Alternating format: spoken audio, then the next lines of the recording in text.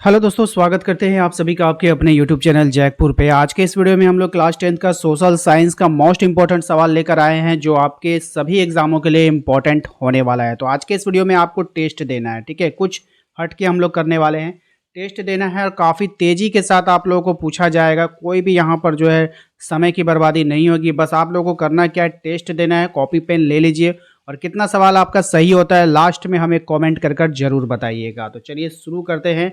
यदि आप हमारे चैनल पे पहली बार आए तो सब्सक्राइब करके बेल आइकन को प्रेस कर लीजिएगा ताकि आने वाली हर एक वीडियो का नोटिफिकेशन आपके मोबाइल पे चला जाए। इसके अलावा आप हमारे व्हाट्सएप ग्रुप को ज्वाइन कर सकते हैं, टेलीग्राम ग्रुप को ज्वाइन कर सकते हैं, सभी का लिंक आपको डिस्क्रिप्शन में मिल जाएगा।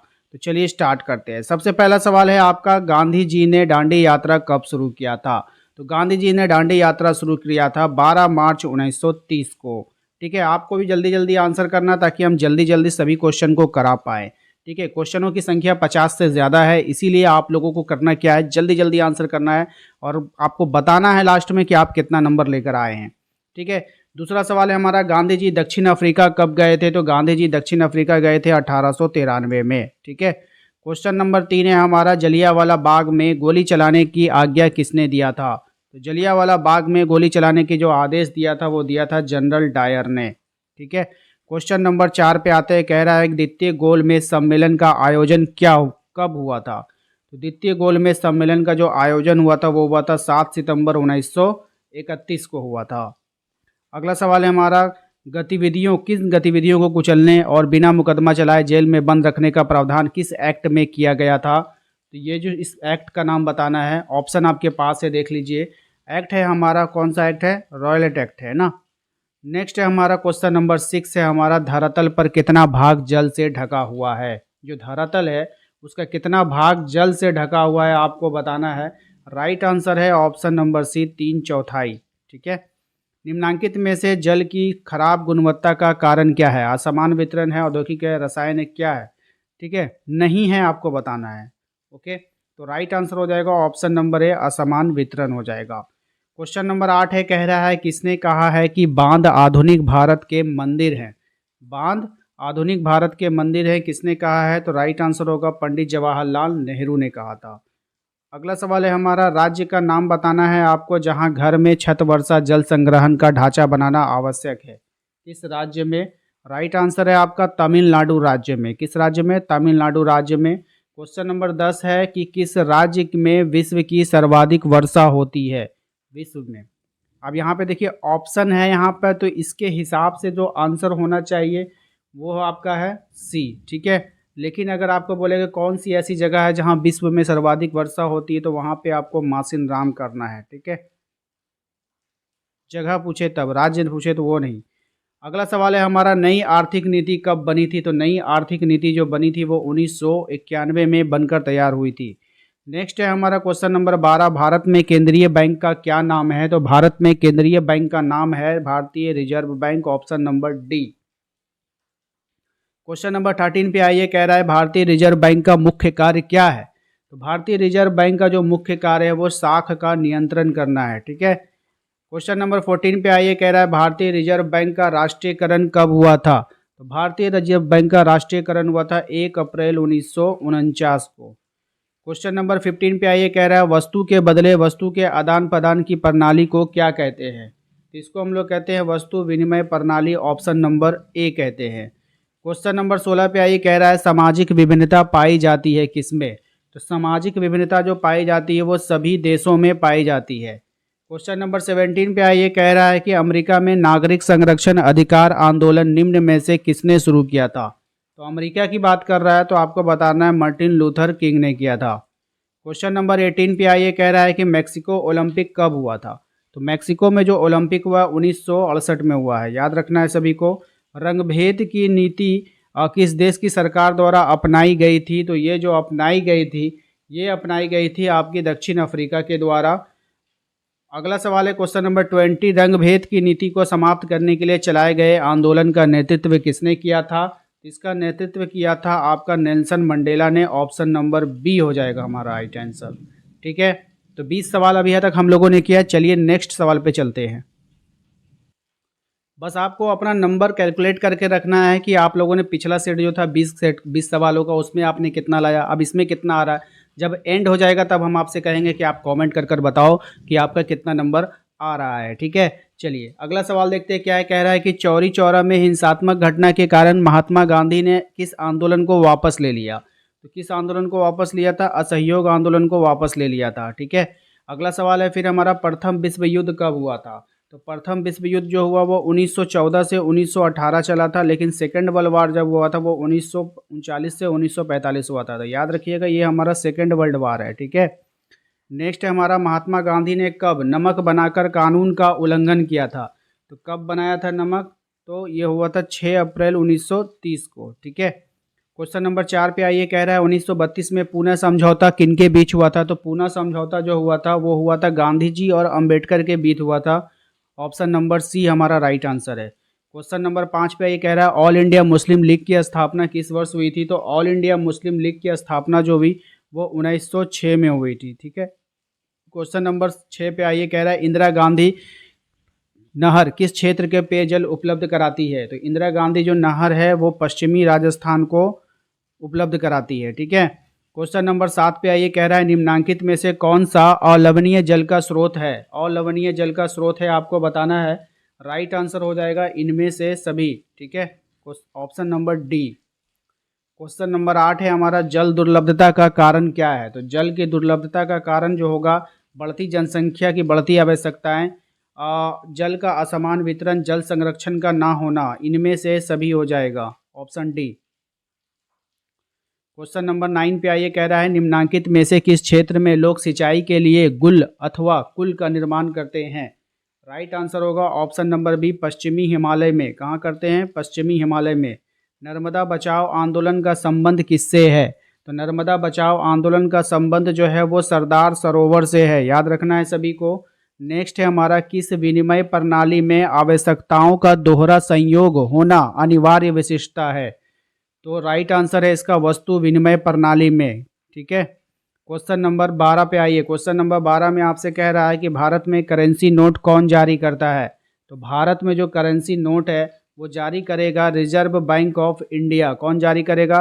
Reserve bank of India. अगला सवाल है क्वेश्चन नंबर 13 पे आइए। कह रहा है ऋण के औपचारिक स्रोतों में शामिल नहीं है।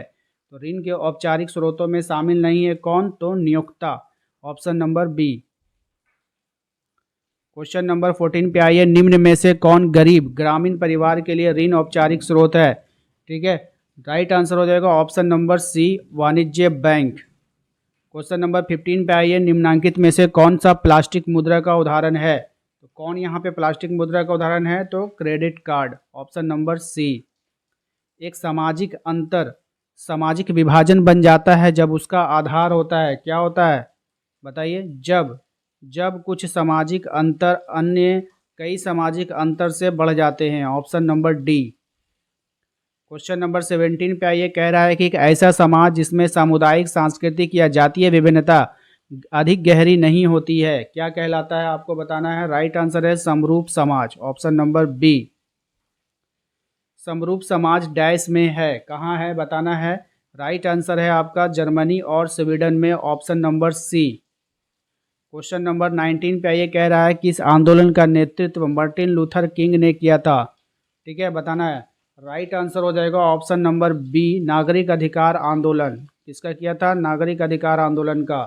क्वेश्चन नंबर 20 पे आइए। कह रहा है कि उत्तरी आयरलैंड में 44% रोमन कैथोलिकों का प्रतिनिधित्व कौन सी पार्टी करती है। तो कौन सी पार्टी करती है? तो नेशनलिस्ट पार्टी करती है। ऑप्शन नंबर डी इसका आंसर होगा।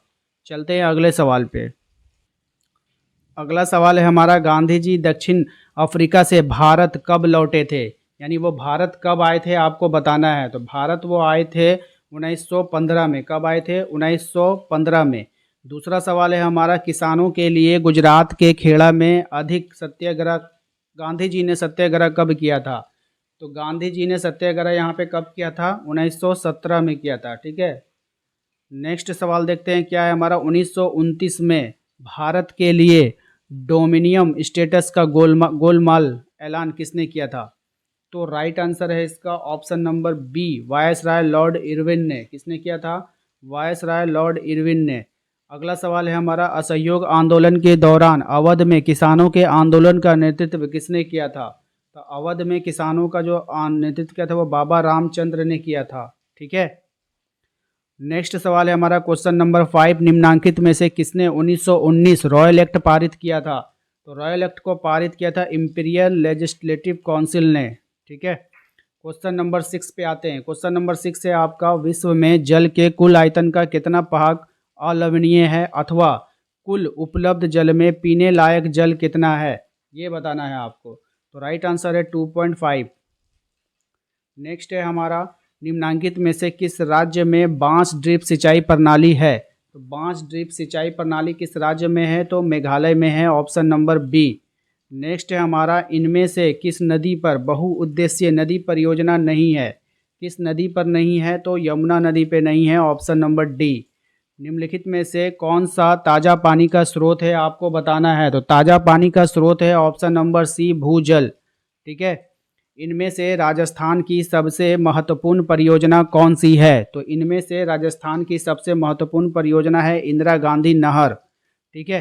भारत में निम्नांकित में से कौन सी मुद्रा अपनाई जाती है? तो कौन सी मुद्रा अपनाई जाती है भारत में? तो रुपया अपनाई जाती है। ऋण के अनौपचारिक स्रोतों में शामिल है, कौन शामिल है आपको बताना है। तो ऑप्शन नंबर ए, व्यापारी। ठीक है।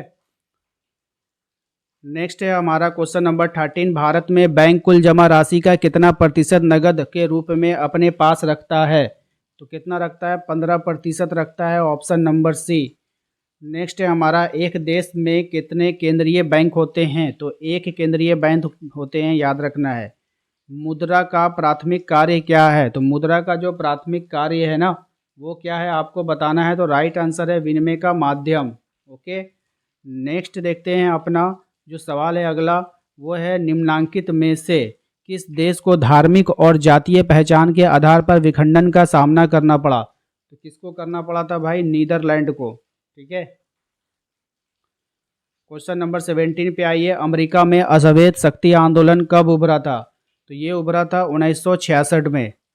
अगला सवाल है हमारा क्वेश्चन नंबर 18, किस देश में सामाजिक विभाजन एक समस्या है? तो किस देश में भाई? भारत, हॉलैंड, बेल्जियम, इनमें से सभी हो जाएगा। कार्लोस स्मिथ अमेरिका के किस समुदाय के थे? ये जो थे एफ्रो अमेरिकी थे, याद रखना है। अगला सवाल है क्वेश्चन नंबर 20, अमेरिका में अश्वेत शक्ति आंदोलन कितने वर्षों तक चला? तो ये चला था आपका 10 साल तक। ठीक है। चलिए नेक्स्ट सवाल पे चलते हैं। चलिए अगला सवाल है, कुछ सवाल रिपीटेड होंगे तो आप लोगों को उसको भी कैलकुलेट कर लेना है। टोटल आपको गिनकर बताना है कि आपने कितना सवाल, लगभग हम आपसे 80 सवाल करेंगे। ठीक है। 80 सवालों में आपका कितना नंबर आएगा, आप हमें ज़रूर से ज़रूर कमेंट कर बताइएगा कि आपने कितना सही किया और कितना आपका गलत हुआ। ठीक है। अगर आपका मान लीजिए 50 आता है तो कमेंट बॉक्स में आपको 50/80 लिखना है। ओके। अगर आपका 70 आता है तो 70/80 लिखिएगा। इस तरह से आप लोगों को कमेंट करना है। ओके। तो चलिए स्टार्ट करते हैं। देखिए मेरा फिर नेक्स्ट सवाल है, महात्मा गांधी कितने सदस्यों के साथ दांडी यात्रा आरंभ की थी? मतलब जब दांडी यात्रा आरंभ हुआ तो उनके सदस्यों की संख्या कितनी थी? 78 थी। ओके। नेक्स्ट सवाल है हमारा, असहयोग आंदोलन का प्रस्ताव कांग्रेस के किस अधिवेशन में पारित हुआ था? तो असहयोग आंदोलन का जो प्रस्ताव था वह कांग्रेस के दिसंबर 1920 के नागपुर अधिवेशन में पारित हुआ था। क्वेश्चन नंबर 3 है आपका, चित्तरंजन दास और मोतीलाल नेहरू ने किस पार्टी का गठन किया था? तो कौन सी पार्टी का गठन किया था ये आपको बताना है। तो स्वराज पार्टी का। कौन से पार्टी का किया था? स्वराज पार्टी का, ऑप्शन नंबर ए। अगला सवाल है हमारा, आंध्र प्रदेश के गुडेम पहाड़ियों में आदिवासी किसानों के विद्रोह का नेतृत्व किसने किया था? तो राइट आंसर है option number B, Alluri Sitarama Raju ने। ठीक है। क्वेश्चन नंबर 5 है हमारा, स्वराज हमारा जन्मसिद्ध अधिकार है और हम इसे लेकर रहेंगे, किसने कहा था? तो ये कहा था आपका ऑप्शन नंबर सी, बाल गंगाधर तिलक ने। ठीक है।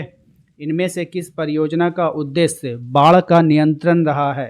तो कौन सी परियोजना बाढ़ को नियंत्रित करता है? कोसी का। ठीक है। क्योंकि कोसी नदी में ना हमेशा बाढ़ आते रहता है। नेक्स्ट है हमारा, भारत की नदियों पर अत्यधिक दुष्प्रभाव किसका पड़ा है? बढ़ती जनसंख्या, नगरीय औद्योगिकरण, कृषि आधुनिकीकरण, इनमें से सभी हो जाएगा, ऑप्शन नंबर डी हो जाएगा। 14वीं शताब्दी में किसने दिल्ली में श्री फोर्ट क्षेत्र में जल सप्लाई के लिए हौजे खास का निर्माण करवाया था? हौजे खास का निर्माण करवाया था इल्तुतमिश ने। याद रखिएगा किसने करवाया था? इल्तुतमिश ने करवाया था। क्वेश्चन नंबर 9 पे आइए, कह रहा है निम्न में से कौन सा वक्तव्य बहुउद्देशीय नदी परियोजनाओं के पक्ष में दिया गया तर्क नहीं है। तो कौन सा तर्क नहीं है ये आपको बताना है, तो हम डायरेक्ट बता देते ये वाला ऑप्शन नहीं है, ठीक है, option number C. Question number 10 पे आइए। क्वेश्चन नंबर 10 में आपसे कह रहा है जल की कमी का क्या कारण है।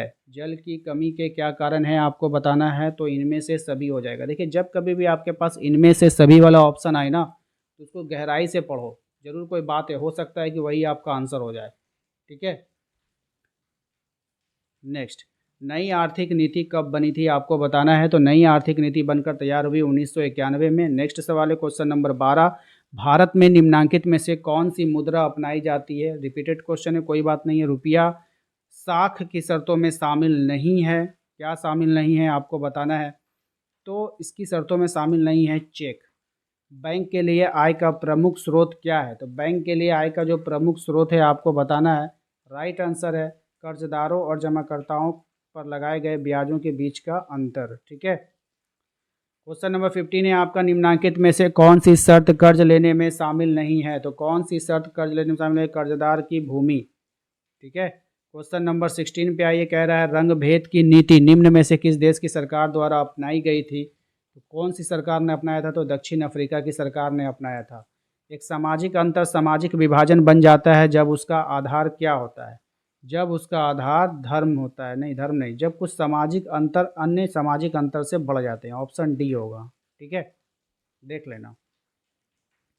क्वेश्चन नंबर 18 पे आइए, कह रहा है उत्तरी आयरलैंड में 44% रोमन कैथलिकों का प्रतिनिधित्व कौन सी पार्टी करती है। तो भाई कौन सी पार्टी करती है, नेशनलिस्ट पार्टी करती है। क्वेश्चन नंबर 19 है, निम्नांकित में से किस देश को धार्मिक और जातीय पहचान के आधार पर विखंडन का सामना करना पड़ा था, बताइए। तो ये हो गया आपका यूगोस्लाविया ना, ऑप्शन सी।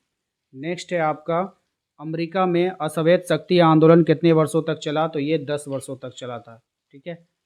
तो उम्मीद करते हैं कि आप लोगों को आज का ये वीडियो पसंद आया होगा। वीडियो पसंद आया तो वीडियो को लाइक कर दीजिएगा। चैनल पे पहली बार आएँ तो सब्सक्राइब करके बेल आइकन को दबा लीजिएगा। और हाँ, इवनिंग में और मॉर्निंग में जो वीडियो आता है वो काफ़ी इंपॉर्टेंट होता है, तो उसको आप लोग ज़रूर देखिएगा। तो मिलते हैं हम लोग अपने अगले वीडियो में। Thank you.